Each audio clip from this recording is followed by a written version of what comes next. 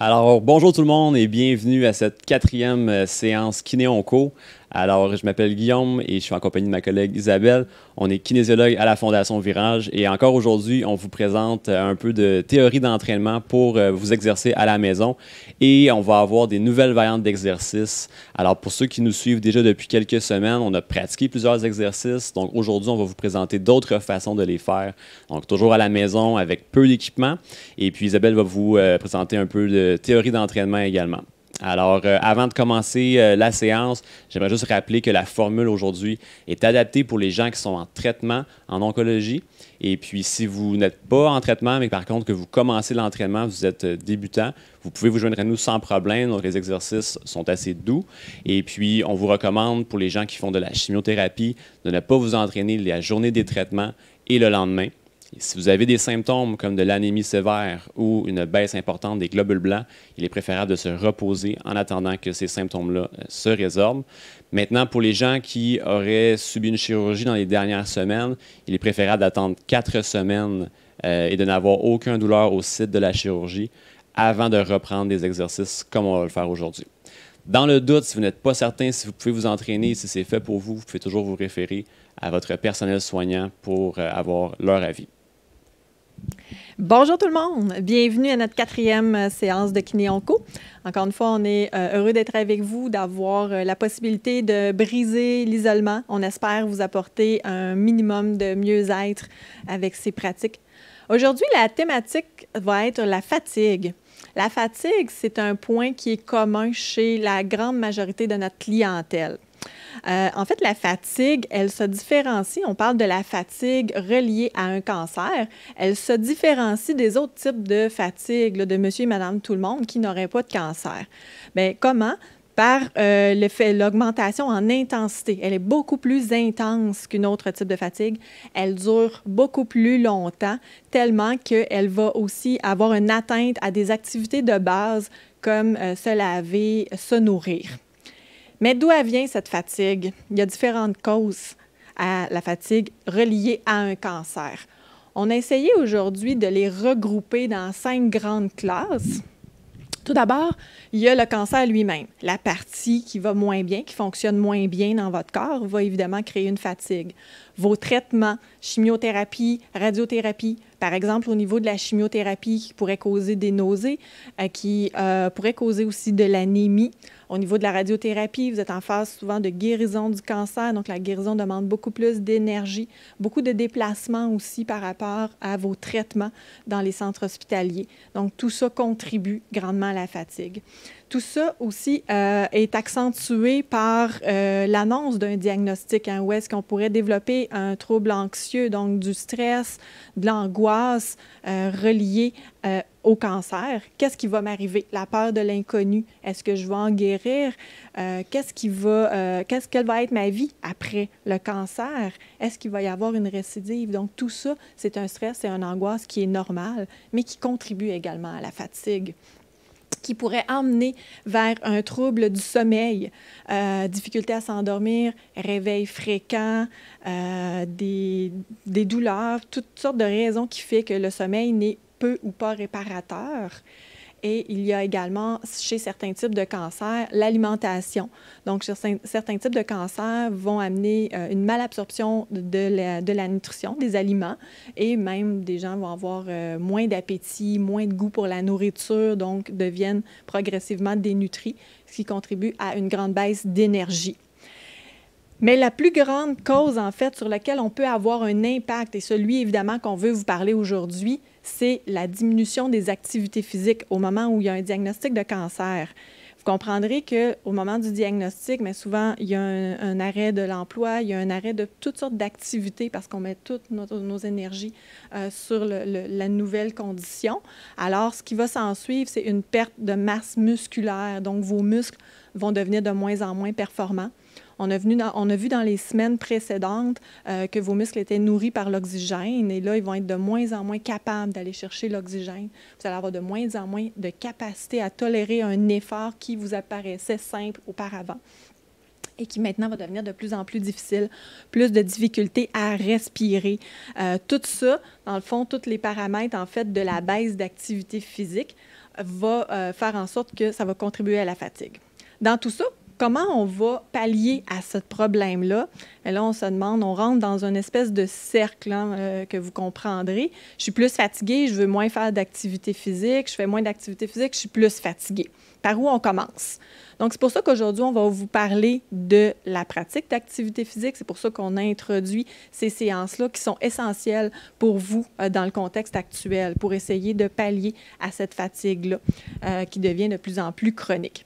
Donc, le fait de devenir plus actif, de rendre vos muscles plus forts, plus endurants, vous pouvez comprendre que ça va avoir un aspect sur l'anxiété que vous pouvez ressentir. On va avoir une libération d'hormones, un petit peu un mieux-être progressivement. Plus vous allez les faire, plus vous allez vous sentir bien, ce qui va avoir un impact sur le sommeil, qui va avoir aussi un impact sur la nutrition. Vous allez avoir peut-être un peu plus faim, meilleur goût à vous nourrir, donc vous allez avoir plus d'énergie. Et vous aidez aussi également à tolérer mieux les effets secondaires reliés au traitement. Donc, c'est pour ça que la pratique d'activité physique, elle est fondamentale dans les traitements contre un cancer. C'est pour ça qu'on est avec vous aujourd'hui. Tout d'abord, qu'est-ce qui est important aussi, c'est savoir comment on va la faire. C'est pour ça qu'on vous accompagne, parce que la clé du succès dans ça, c'est le dosage à la pratique d'activité physique. Parce que je vous entends déjà me dire, bien là, voyons, Isabelle, comment veux-tu que je fasse de l'activité physique? Je suis déjà fatiguée. Tu viens de le dire. J'ai de la misère à me nourrir, j'ai de la misère à pallier à mes activités de la vie quotidienne, comme me laver. Alors, ça va être dans le dosage et l'intensité à laquelle on va travailler. Dans le contexte qui nous occupe, dans les dernières semaines, vous avez vu qu'on vous donne des séries, des répétitions, des exercices de renforcement de grande masse musculaire. L'objectif de tout ça, c'est qu'on rende vos muscles plus forts pour qu'ils deviennent plus performants. Mais encore une fois, nous, on vous donne des recommandations qui sont générales parce qu'on veut s'adresser à un plus grand nombre de personnes possible. Ce qui va être important, c'est que vous deveniez le spécialiste de vous-même et que vous appreniez quand vous arrêtez. Par exemple, si Guillaume propose une série de 12 répétitions, bien, il est possible que pour vous, 6 répétitions, ça soit suffisant. Comment on fait pour savoir si je dois en faire 6, si je dois en faire 12? En fait, je prends souvent l'analogie de la batterie avec mes clients. Si on se réfère à la période avant cancer, vous aviez une énergie débordante, vous utilisiez toute l'énergie disponible dans une journée. À la fin rendu en soirée, vous vous couchez, vous sentez que vous êtes épuisé, mais vous récupérez avec une bonne nuit de sommeil. Le lendemain, vous recommencez et on recommence et on recommence et on recommence.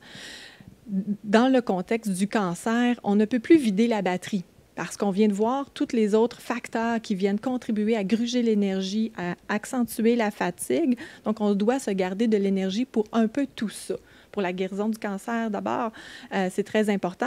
Donc, lorsque vous allez commencer à faire des activités physiques, on veut un peu rester sur votre appétit. C'est-à-dire, il me semble que c'était facile, j'ai senti une contraction musculaire, je sens que mes muscles ont bien travaillé, j'aurais le goût d'en faire plus. Mais essayez d'arrêter à ce moment-là. Quand vous sentez qu'il y a une petite hausse d'énergie puis vous avez le goût de faire plus, c'est le moment d'arrêter parce que vous allez utiliser cette énergie-là qui vient d'être générée pour faire les autres activités de la journée. Donc, c'est comme ça, progressivement, qu'on va augmenter la performance de vos muscles, qui deviennent plus performants dans toute votre vie, puis qu'on va adresser, donc gérer la fatigue là, dans un contexte de cancer. Donc, on va en parler pendant la séance. Avec Guillaume, on va vous donner des exemples. Aujourd'hui, on est prêt à la pratique? Vous allez avoir besoin des mêmes équipements que d'habitude, donc votre tapis de sol, vos charges que vous aurez préalablement déterminées dans les semaines précédentes, votre chaise, un mur. Et ce qu'on ajoute aujourd'hui, on ajoute une petite balle et un ballon suisse. Ça va être des nouvelles variantes qu'on va vous démontrer. Donc, il est possible que vous n'ayez pas besoin de ces outils-là. Ça va être simplement d'ajouter des nouvelles variantes qui aient un peu plus de plaisir dans votre entraînement. Donc, vous les utilisez, vous ne les utilisez pas. Vous choisissez la variante de votre choix. Vous êtes prêts? Tout le monde en position. On va commencer la partie échauffement. Je vous rappelle qu'on peut faire l'échauffement en position assise, comme Guillaume, ou debout, selon votre capacité. On se rappelle aussi que l'échauffement doit référer à une zone de confort. Si on se rappelle de la perception de l'effort qu'on a vu dans les semaines précédentes, c'est la zone bleue. Donc, pendant les prochaines minutes, vous restez dans la zone bleue. On veut créer une chaleur, un léger essoufflement, une petite chaleur dans les articulations. Donc, on est prêt? Position confortable. Et on débute avec la tête pour 30 secondes. Donc, on va y aller en laissant abaisser la tête, en faisant des demi-cercles dans les limites qui sont confortables pour vous. Si vous avez des problématiques au cou, on s'ajuste. On fait un autre mouvement, moins d'amplitude. On pourrait faire des petits mouvements comme des nons de la tête. Qu'est-ce qui est confortable? Qu'est-ce qui va mobiliser vos articulations? Et on enchaîne avec les épaules. On commence en gardant les bras le long du corps. On peut les faire en alternance. On pourrait les faire les deux en même temps. On pourrait ajouter les bras pour ceux que ça va bien, trouvent que c'est facile. On pourrait faire des grands mouvements avec les bras. Simplement les garder le long du corps, selon votre confort. Et on continue, on ajoute les jambes. On va simplement commencer à soulever les talons. On y va progressivement. Ressentir qu'est-ce qui se passe dans vos chevilles, dans vos genoux, dans vos hanches. À la fin de la période d'échauffement, on veut atteindre la fin de la zone bleue par une chaleur, un léger essoufflement, pas de fatigue encore. Fait qu'on y va vraiment progressivement. Et dans 3, 2, 1, on y va avec les genoux. On y va avec les genoux hauts. Respectez votre intensité. Vous pouvez y aller avec des genoux très hauts. Vous pouvez ajouter les bras en marche militaire. Ou vous pouvez y aller avec des petits mouvements, selon comment vous le ressentez. Et on veut qu'il y ait quand même une petite activation. Dans 3, 2, 1, on change, on va faire talon-fesse. On y va avec l'amplitude qui est confortable. Donc, ça peut être encore une fois des tout petits mouvements, simplement qu'on envoie les pieds vers l'arrière, ou on peut faire des très grands mouvements, ou certaines personnes peuvent même y aller avec plus d'intensité. Vous pourrez même ajouter les bras à ce mouvement, selon votre capacité. Vous le faites pour vous, c'est important de faire ce qui est bon pour vous. Et on continue avec un autre mouvement. On va y aller avec un mouvement latéral sur le côté gauche et on revient. On fait un pas sur le côté et on revient pour les 30 prochaines secondes. Encore une fois, on peut ajouter les bras dans ce mouvement, selon votre capacité. Encore pour 10 secondes. Si on ajoutait les bras, on pourrait les balancer de chaque côté. Encore 3, 2, 1. Et on revient au centre et on continue avec des flexions plantaires. Donc, on monte très haut sur la pointe des pieds et on redescend. On y va à la vitesse et à l'amplitude confortable pour un 30 secondes. On va aller travailler les mollets, les chevilles, encore une fois. On peut y aller plus rapidement, dépendant comment vous le ressentez. Et dans 3, 2, 1, on y va avec un mouvement latéral sur le côté droit. Même chose. Pour 30 secondes. Encore une fois, vous pouvez ajouter les bras, ressentir un léger essoufflement, plus de chaleur. C'est normal à la fin d'un échauffement, mais être confortable, être capable de parler, d'avoir un peu plus chaud. Pour 3, 2, 1. Et repos, tout le monde. On revient progressivement. Marchez un petit peu si vous avez été un petit peu essoufflé. Vous pouvez prendre une gorgée d'eau. Pensez à installer vos accessoires pour la partie renforcement musculaire avec Guillaume. Excellent. Alors maintenant qu'on est bien échauffé, on est prêt à aller travailler nos muscles un peu plus fort. Donc, on va revoir les 6 exercices qu'on a vus dans les semaines précédentes. Je vous rappelle que pour les gens qui se joignent à nous, vous pouvez toujours aller consulter les vidéos sur les pages Facebook du CHUM et de la Fondation Virage pour revoir les premiers vidéos d'entraînement. Aujourd'hui, on revoit nos 6 variantes d'exercices. On va vous proposer des variantes pour chacune d'entre elles. Et puis, si vous avez l'équipement, l'espace et la capacité de les faire, tant mieux. Sinon, vous pouvez rester avec les variantes qu'on a vues dans les semaines dernières, donc les variantes qui vous convenaient déjà. Alors, pour commencer, on va revoir notre exercice de squat. Alors, je vous rappelle que cet exercice-là va venir travailler les muscles au niveau des cuisses, mais également au niveau des fessiers. Alors, on va commencer avec la variante de la chaise. Donc, vous allez venir vous asseoir sur la chaise et vous relever. On se souvient que c'est la variante la plus facile à exécuter à la maison. Donc, on va venir s'asseoir. On peut utiliser les mains sur les cuisses pour s'aider à se relever. Et on va faire quelques répétitions comme ça. Si on vient enlever les mains, donc on va venir les placer devant nous pour nous aider à nous stabiliser. Donc déjà, on a un peu plus de travail au niveau des cuisses. Et Isabelle va nous démontrer la version sans la chaise. Donc, on va venir s'asseoir dans le vide. On se rappelle d'être prudent avec celle-là. On n'a plus de support derrière nous, donc on ne veut pas tomber au sol. Alors, on fait tout ça en contrôle, on ne bouge pas trop vite. Et puis, on voulait intégrer aujourd'hui le ballon suisse. Donc, Isabelle va nous faire une démonstration d'un squat avec ballon au mur. Alors, si vous avez cet équipement-là à la maison, c'est fort utile. En fait, ce que vous allez faire, c'est de placer le ballon en appui au mur et vous allez vous appuyer le dos sur le ballon.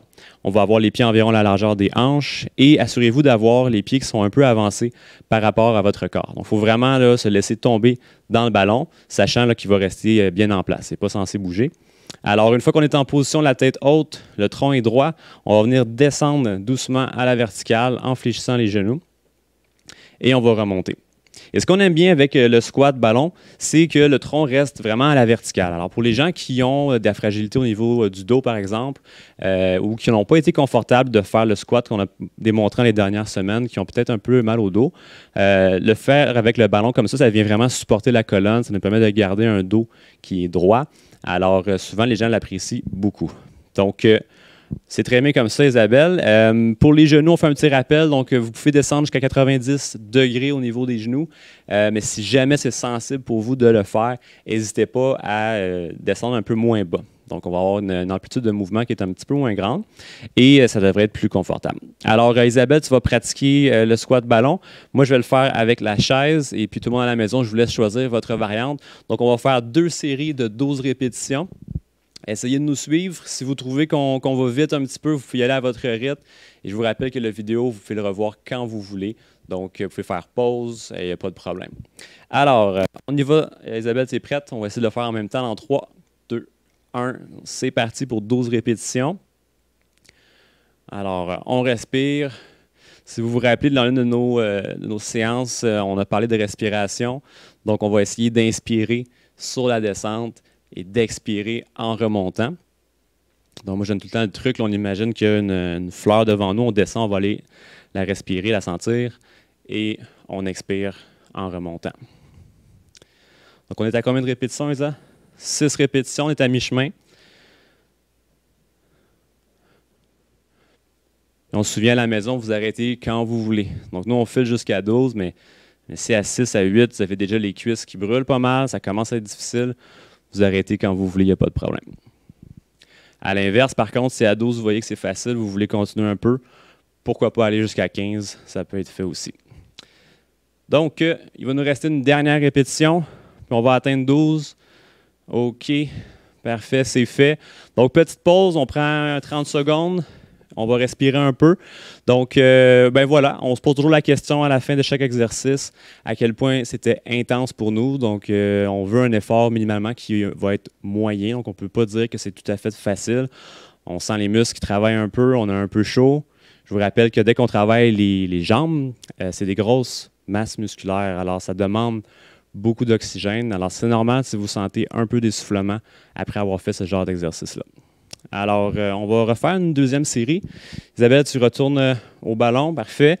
Donc, moi, je vais le faire à nouveau à la chaise. Attention, tout le monde à la maison. On y va dans 3, 2, 1. C'est parti. À nouveau, 12 répétitions en respirant.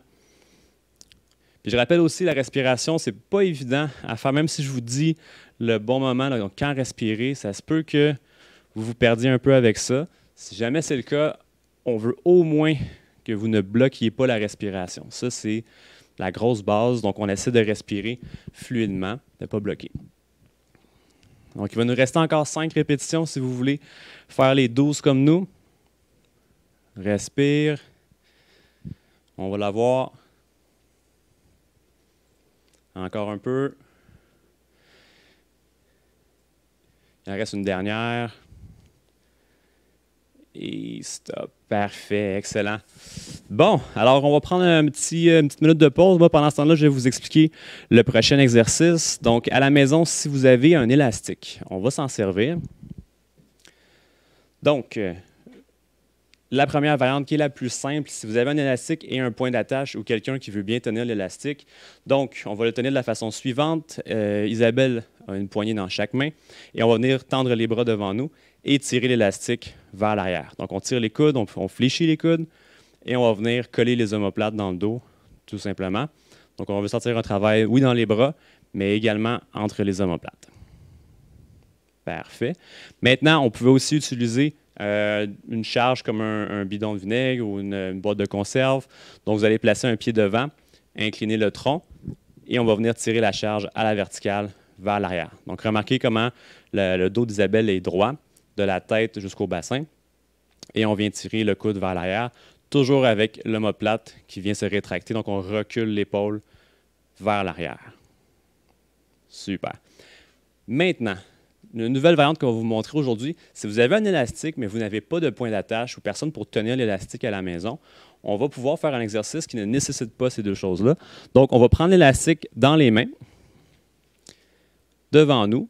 On va avoir une bonne largeur au niveau des mains, donc plus large un petit peu que la largeur des épaules, et on va venir séparer l'élastique en collant les omoplates. Exactement. Donc, essayez d'avoir du contrôle. On ouvre très large sur les côtés, un peu comme un battement d'aile.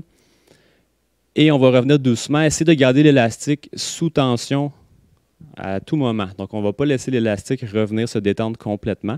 On garde toujours une tension à l'élastique et on colle bien les omoplates. Alors, c'est une première variante. Pour des gens qui auraient eu, par exemple, une intervention chirurgicale qui limite un peu la mobilité au niveau de l'épaule ou qui crée de la sensibilité, de la douleur, il y a des gens qui ne trouveront pas cette variante-là confortable. On va passer à la prochaine variante. Donc, Isabelle va tenir l'élastique dans ses mains. On va avoir les paumes vers le plafond. On va garder les coudes le long des côtes et on va venir séparer l'élastique. Alors, regarde, c'est un tout petit mouvement. C'est très léger.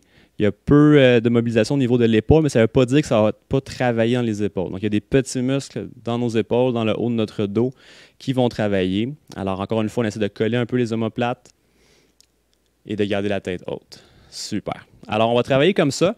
Moi, je vais, pour le faire, je vais prendre le bidon de vinaigre. Isabelle va travailler avec notre nouvelle variante d'exercice. Et puis, on va pouvoir faire ça à la maison. Pour ceux qui travaillent comme moi avec une charge, n'oubliez pas qu'il va falloir changer de main à la deuxième série. Donc, commencez du côté que vous voulez. Et puis, voilà, on va être prêt à commencer ça. Donc, tout le monde, préparez-vous. On y va pour 12 répétitions. Dans 3, 2, 1, c'est parti.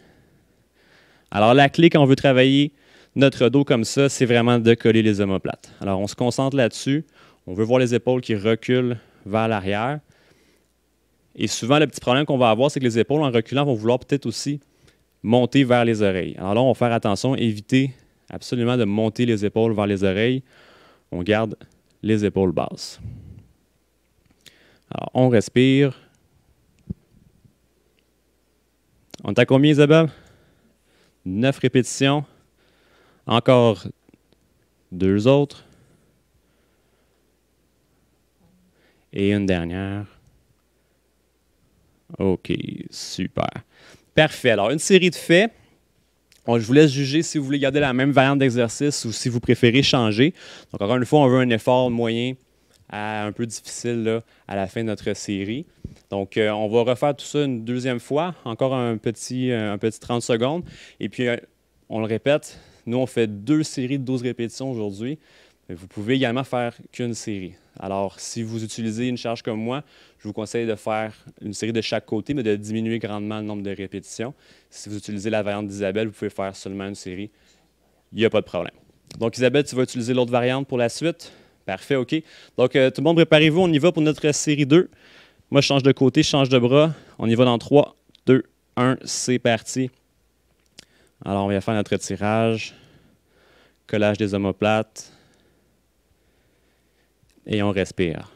Alors, pour ceux qui, comme moi, viennent tirer une charge comme ça, on va aller expirer en tirant.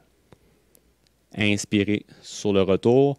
Pour ceux qui utilisent l'élastique, on va aller expirer en séparant l'élastique et inspirer en le relâchant.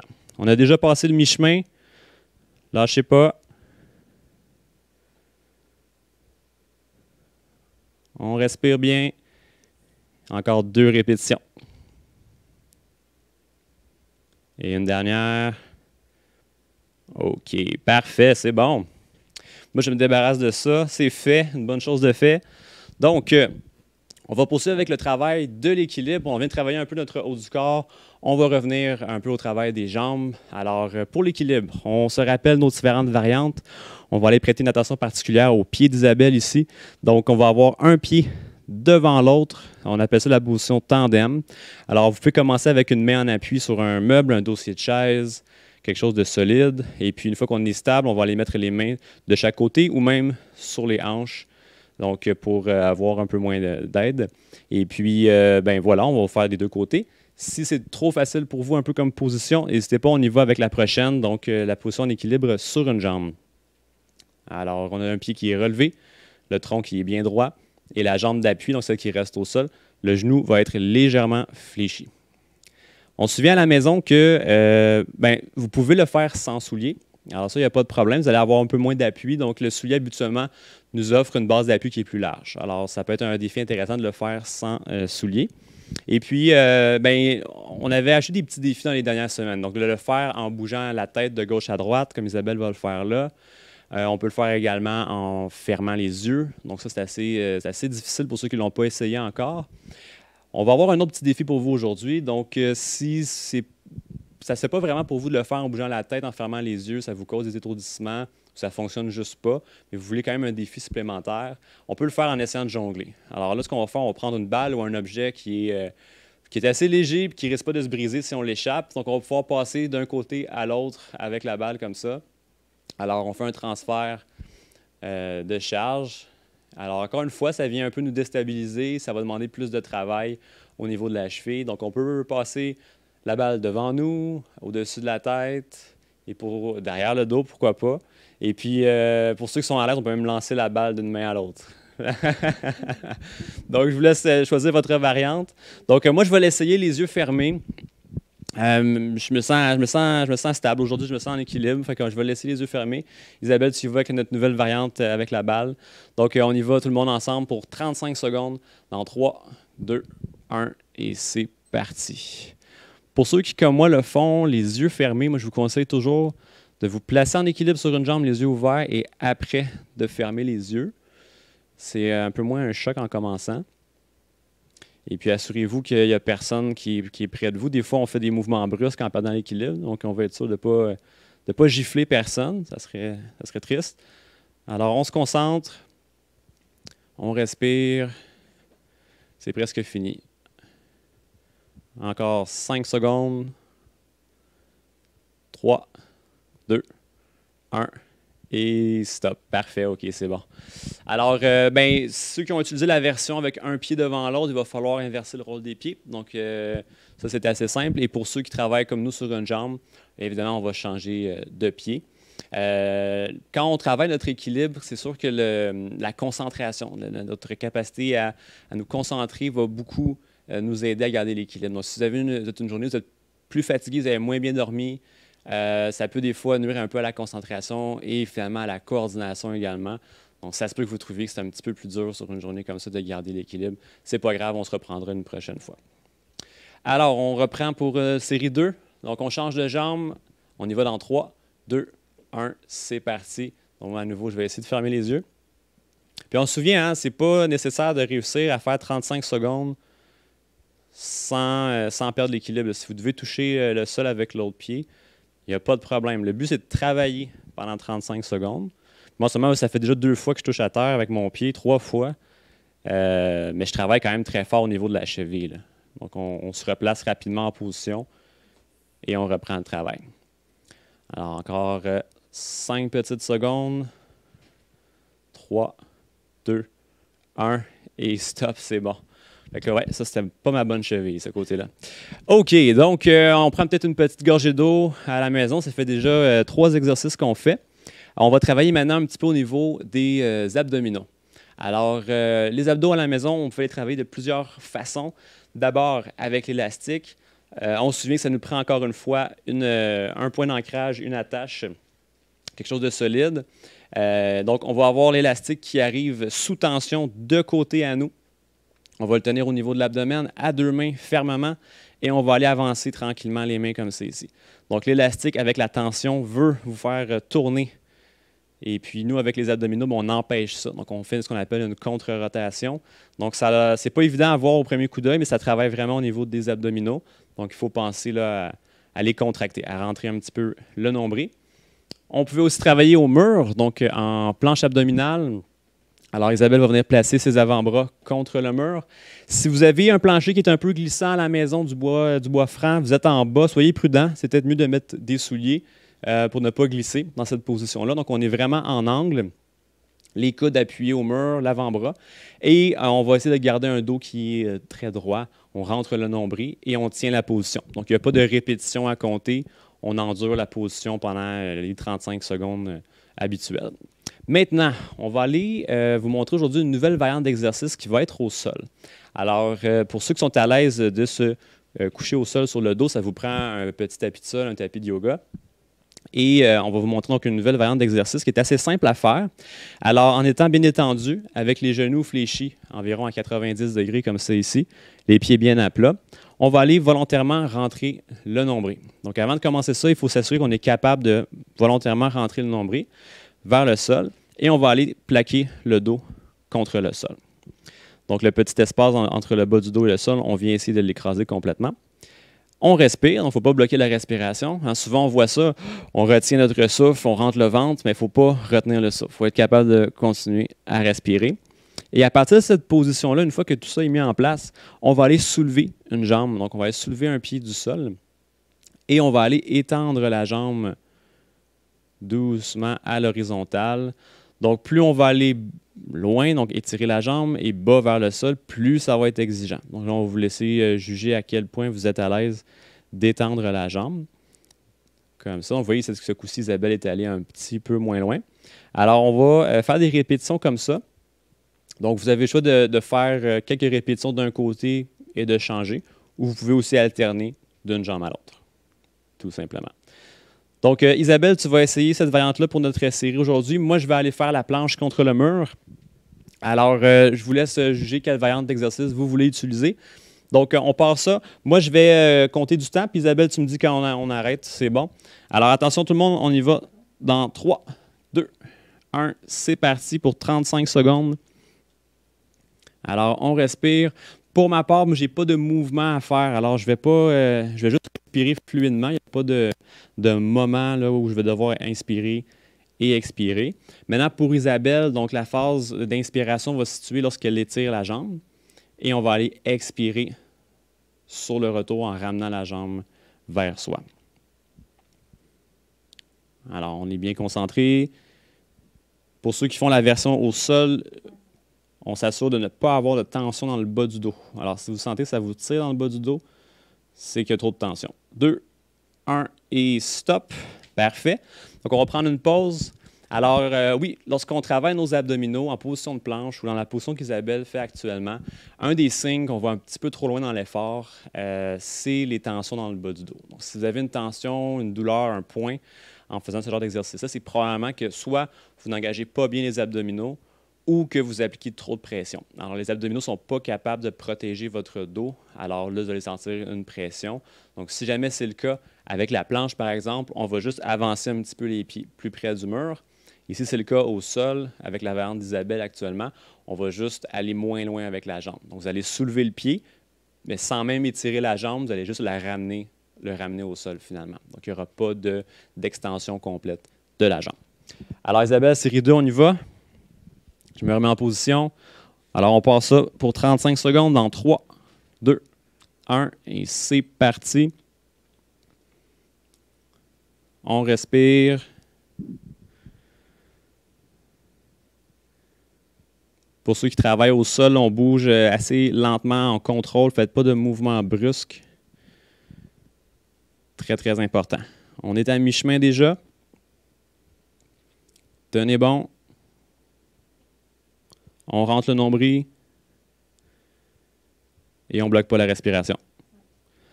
Encore 3, 2, 1 et stop. Excellent. Donc, c'est fait pour notre deuxième série d'abdominaux. Je vais te laisser te relever tranquillement, Isabelle. On va aller travailler maintenant. On retourne au niveau du haut du corps. Donc, on va travailler nos épaules, nos bras et nos pectoraux. Donc, le fameux push-up. Juste le mot, on dirait que ça fait mal. Hein? On vous montre des versions du push-up qui sont assez simples à faire aujourd'hui. Veux-tu commencer au mur, Isabelle? Je vais te faire commencer au mur. Donc, on y va avec le push-up contre le mur. Alors, contrairement au push-up au sol, le push-up standard qu'on voit bien des gens faire, en étant au mur, on est beaucoup plus à la verticale. Alors, beaucoup moins de poids sur nos bras. C'est beaucoup plus facile à exécuter. Donc, on a à peu près 2 pieds de distance du mur, les mains à la hauteur, à la largeur des épaules, et on vient doucement fléchir les coudes, approcher le visage du mur, et on pousse contre le mur. Donc, encore une fois, on ne veut pas voir les épaules qui montent vers les oreilles. On garde les épaules basses. Et c'est vraiment juste les bras qui nous font bouger comme ça, de l'avant vers l'arrière. Parfait. Maintenant, si vous trouvez que c'est un peu trop facile, vous pouvez également le faire en étant sur le bord d'un comptoir ou d'une table qui est solide. Vous allez être un petit peu plus à l'horizontale et ça va être un peu plus exigeant également. Maintenant, on va aller travailler un peu au sol. Donc, Isabelle... oui, c'est vrai.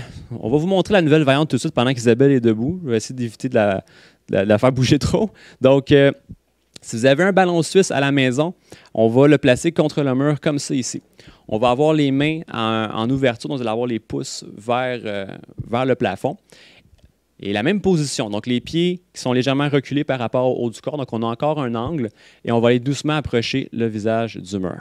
Alors le ballon ajoute un facteur d'instabilité. Donc ça bouge un peu un ballon et ça on doit le contrôler. Alors ça va être un petit peu plus exigeant. Les mêmes conseils demeurent, donc les épaules qui restent basses. On s'assure d'avoir des souliers à la maison sur un plancher qui est glissant pour ne pas tomber. Et puis, ben voilà, on respire de la même façon qu'on le ferait sur un push-up standard. Donc, moi, en fait, je vais essayer le push-up au mur. Isabelle, tu vas pouvoir aller peut-être au sol avec tes charges. Donc, si vous avez des haltères à la maison ou si vous avez des boîtes de conserve, tout simplement, on va pouvoir les utiliser comme charge. Donc, en étant à nouveau étendu sur notre tapis, comme ça ici. Les coudes le long du corps, on va aller pousser les charges vers le plafond, tout simplement. Alors, on doit les contrôler. C'est sûr que ça va bouger un petit peu, ça risque de bouger dans tous les sens. Alors, on doit contrôler les charges. Puis aujourd'hui, bien, la petite variante qu'on vous propose, c'est d'y aller en alternance. Alors, on crée un peu d'asymétrie. Au niveau de la coordination, c'est un petit peu plus exigeant. Et puis, il y a plus de stabilisation également à faire au niveau des muscles. Donc, on va essayer ça pour une douzaine de répétitions, donc 12 push-ups. Alors, moi, je vais être au mur ici. Isabelle, on reste au sol. Donc, on vous laisse choisir votre variante à la maison.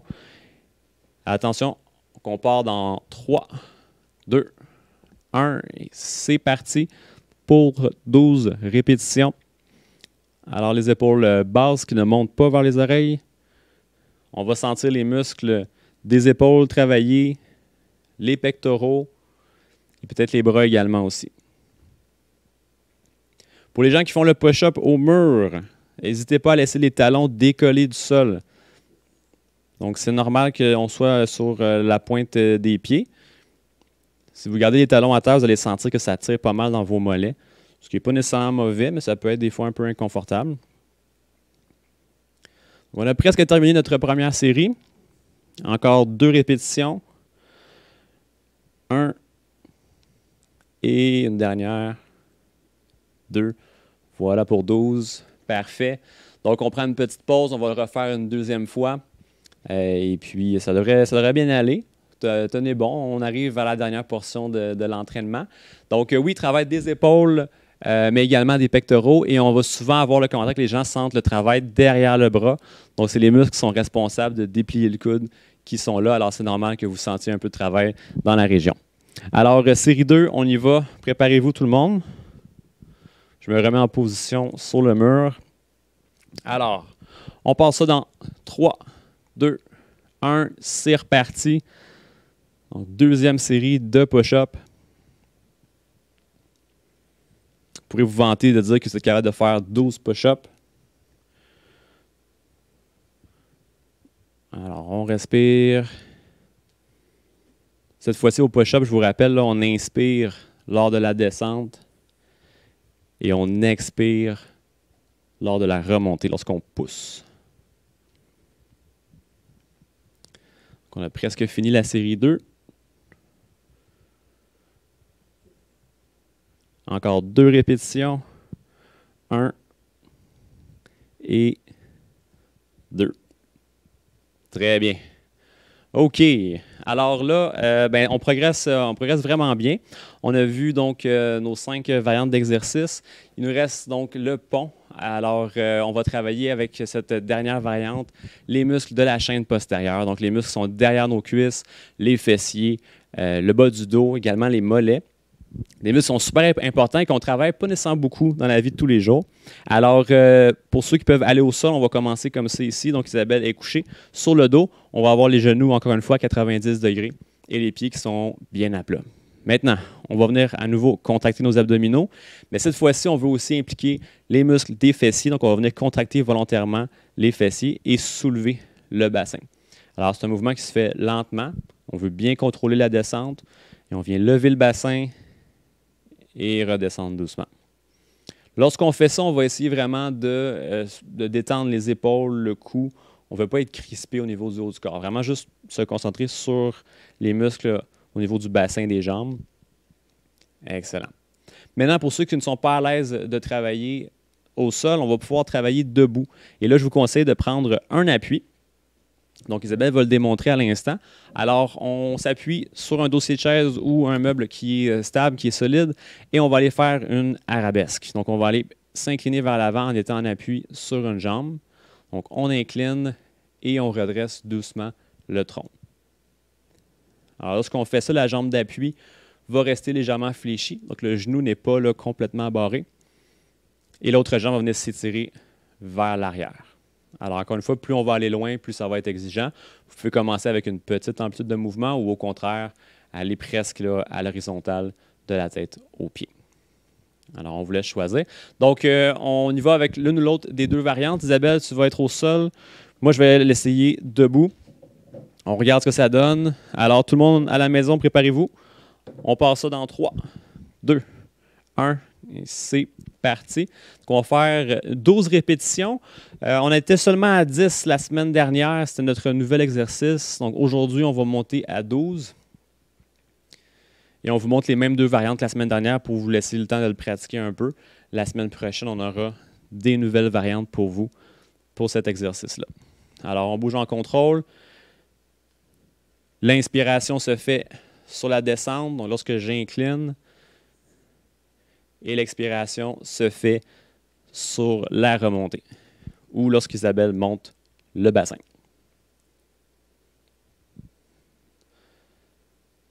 Encore un peu. 2 répétitions. 1 et 2. Parfait.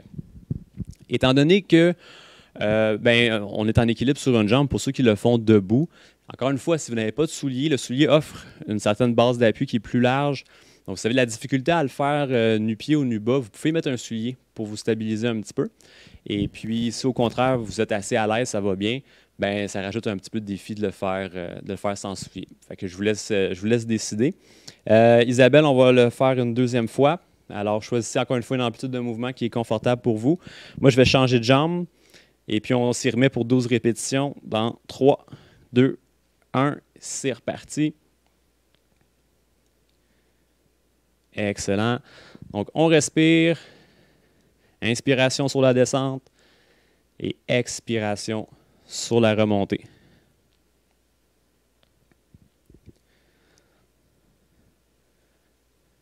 On veut sentir les muscles derrière les cuisses, au niveau des fesses, peut-être un peu le bas du dos, les mollets. C'est tous des muscles qui sont impliqués dans ces mouvements-là. Encore un peu. Et on a presque fini notre dernière série. Une dernière répétition. Et voilà pour 12 répétitions.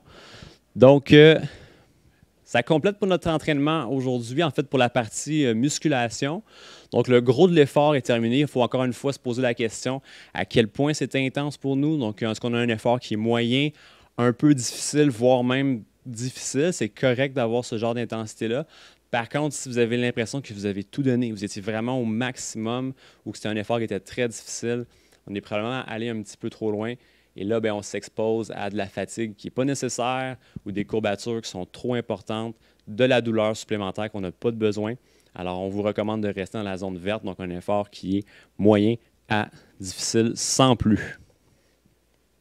Alors, on est prêt à passer à la partie retour au calme. On m'a dit pour certaines personnes que c'était leur partie préférée. Bon, ça se peut. Alors, effectivement, ça fait du bien, la partie retour au calme. C'est voulu, c'est important de ramener notre corps qui a travaillé à un repos, en fait, lui imposer un retour vers le repos. On va ajouter une variante cette semaine au retour au calme. En fait, la respiration, comme on l'a vu dans les semaines précédentes, est très importante dans le contexte de travailler, en fait, l'angoisse, l'anxiété, la gestion des douleurs. Donc, c'est pour ça qu'on va toujours garder les séquences respiratoires, mais on va ajouter une posture différente qui, cette fois-là, va être démontrée par Guillaume. Alors, je vous ai parlé de la posture debout initialement, les gens qui peuvent bien se positionner. On pense toujours avoir une bonne notre ficelle attachée au-dessus de la tête et on fait nos respirations en position debout. On pourrait faire la position en position assise, les respirations, pardon, en position assise pour plus de confort. Ou la variante de cette semaine, on va les faire en position couchée, les pieds au mur. Alors, on va demander à Guillaume de se déplacer vers le mur.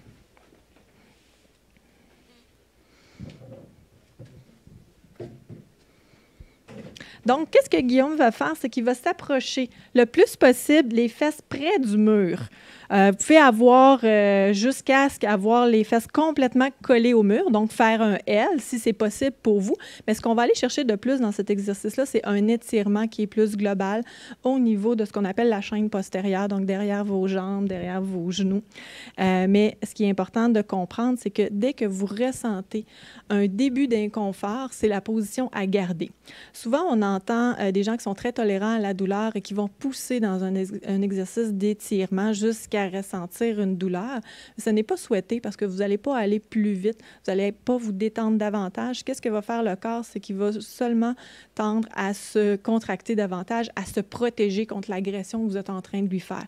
Donc, c'est important, dès qu'on ressent un début d'étirement qui pourrait être derrière les genoux, derrière les mollets, derrière les cuisses, pour certaines personnes, on garde cette posture-là parce qu'on se rappelle qu'on s'en va dans une posture de retour au calme. Si vous êtes dans cette position-là puis vous ne ressentez rien, il n'y a pas d'étirement, des gens qui sont très flexibles à la base, on va vous demander de ramener les orteils vers la tête, comme Guillaume vient de le faire présentement. Vous devriez commencer à ressentir un étirement un petit peu plus important. C'est important le dosage. Je rappelle de garder un bon dosage pour ressentir un début léger d'inconfort. Et là, on va travailler dans cette position-là la chaîne postérieure et on va travailler les respirations dans cette posture. Certaines personnes voudraient également travailler ce qu'on appelle plus la chaîne antérieure, donc devant le corps, pourraient travailler avec l'ouverture des bras. Donc, on va demander à Guillaume de placer ses bras de chaque côté de son corps et d'ouvrir progressivement en gardant les bras longés, en longeant les bras sur le sol, jusqu'à ressentir un léger étirement devant la cage thoracique, au niveau des pectoraux, au niveau des bras, au niveau de la cage thoracique pour certaines personnes. Donc là, on a un exercice qui est un peu plus intense au niveau d'un étirement global, mais on veut se rappeler qu'on va garder une posture qui est quand même relativement confortable pour pratiquer les respirations. Donc, Guillaume doit présentement ressentir un étirement derrière ses jambes qui reste confortable et un étirement devant sa cage thoracique, possiblement au niveau des pectoraux. Et il va pratiquer les respirations dans cette posture. Pour les gens qui ont des douleurs au dos, c'est un très bon exercice, mais à faire avec précaution. Donc, vraiment trouver la zone où est-ce que vous allez vous sentir mieux. Ce qu'on veut à la fin d'un étirement, dans le fond, c'est que vous vous sentez plus détendu que lorsque vous êtes installé dans la posture. Si ça fait l'effet contraire, que vous sentez plus de douleur à la fin de votre étirement, c'est signe que vous êtes allé trop loin dans cette posture-là, donc de ramener un petit peu juste au début de la zone d'inconfort. Donc maintenant que Guillaume est bien installé, moi je vais continuer les exercices en position, les respirations, en position debout, et on va les faire en séquence comme on a fait dans les semaines précédentes. Donc là, vous allez dire à la maison... Guillaume, on dirait que tu démontres les exercices les plus faciles, puis Isabelle la démontre les plus difficiles. Bien, vous avez bien raison. J'ai choisi mes exercices comme il faut. Effectivement, Guillaume préfère le retour au calme. Alors, on a séparé le travail équitablement.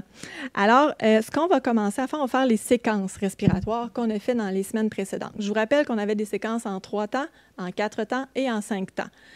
Dépendant des personnes, il y a des gens pour qui la séquence en 3 temps, elle est suffisante. Si vous avez des difficultés respiratoires, vous avez des chirurgies thoraciques, une séquence en 3 temps peut être amplement suffisant et peut amener un très bon travail. Si au contraire, ça va très bien, on peut poursuivre jusqu'à la séquence en 5 temps.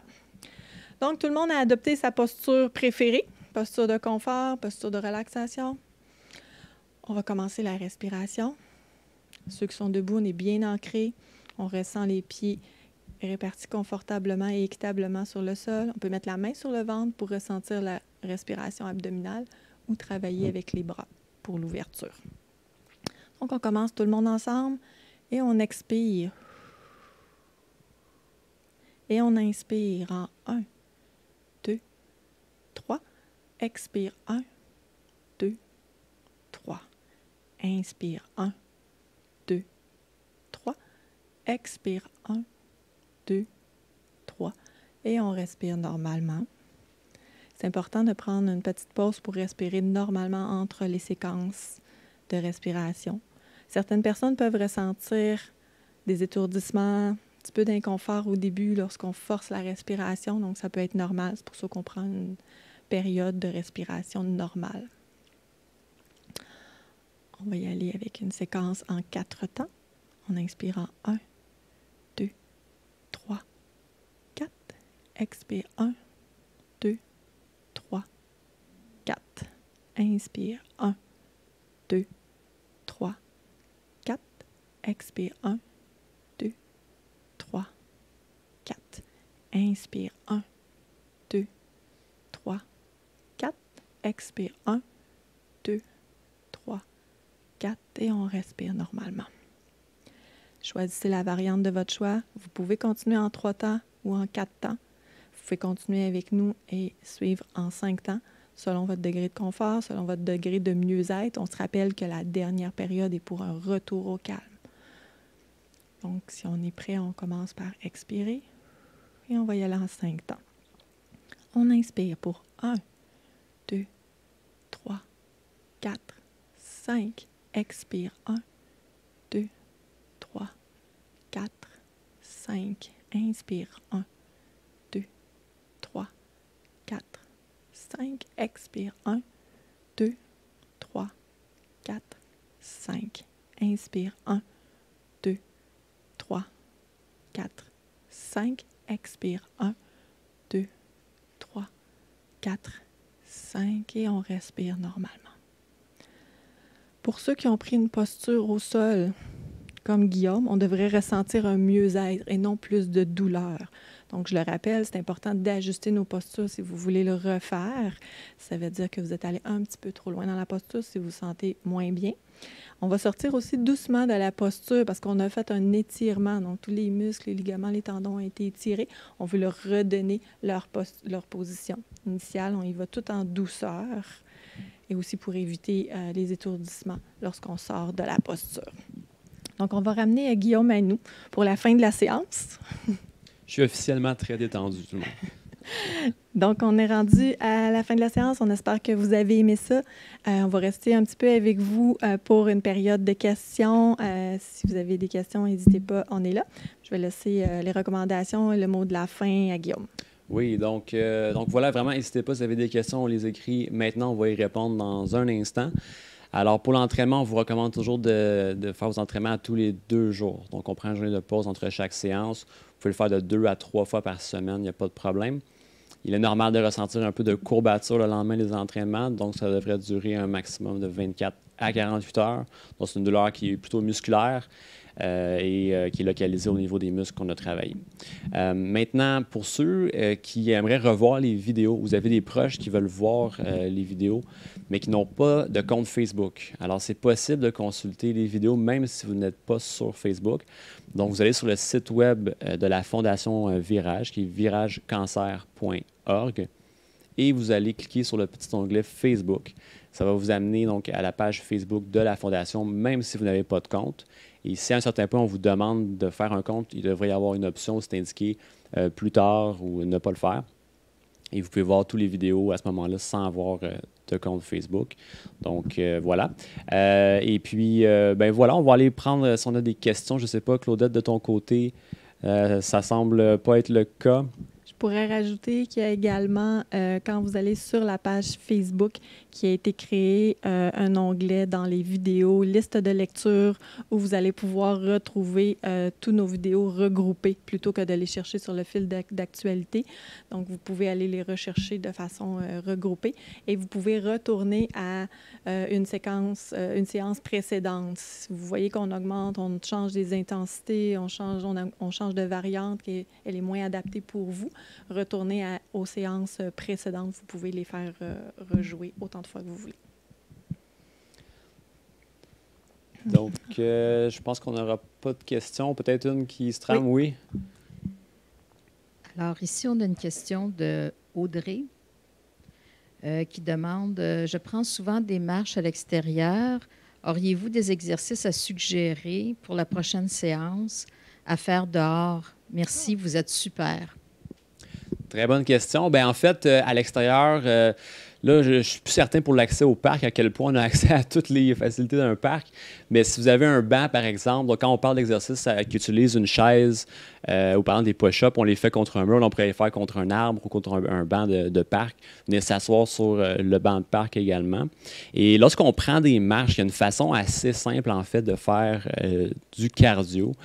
Donc, c'est de faire ce qu'on appelle de l'intervalle. Donc, vous pouvez, disons que vous marchez une vingtaine de minutes, bien, vous pouvez, à chaque minute, aller accélérer un petit peu la cadence, marcher à une vitesse qui est un petit peu plus élevée que ce que vous marcheriez normalement, jusqu'à ce qu'on sente, encore une fois, comme on l'a mentionné depuis le début, un effort qui est moyen, un peu difficile.